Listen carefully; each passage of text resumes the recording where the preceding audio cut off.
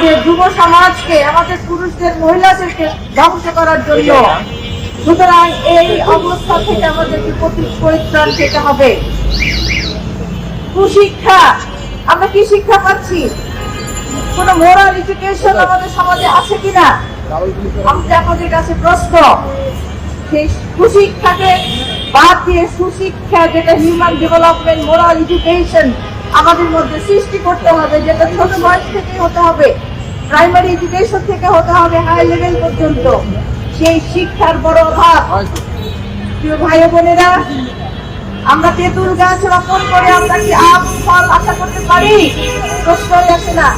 যে কুশিক্ষার বীজ বপন আমরা করছি, তা থেকে কোনো ভালো জাতি আমরা আশা করতে পারি না। এরপরে হচ্ছে জীবন সম্পর্কে দৃষ্টিভঙ্গি। আমাদের থিওরি হচ্ছে খাও দাও ফুর্তি করো, এরপরে আর কোনো জীবন নেই। যার জন্য একটা শিশু সন্তানকে দেখো আমাদের মনে এই বিকৃত ধারণা থেকে আমাদেরকে বের হয়ে এসে আমাদের কি করতে হবে? একমাত্র আল্লাহ রাব্বুল আলামিনকে ভয় করতে হবে। আল্লাহ ভয় সৃষ্টি করার জন্য যত উপায়দান শিক্ষা ব্যবস্থা আছে সবকিছু আমাদের আয়ত্তে আনতে হবে।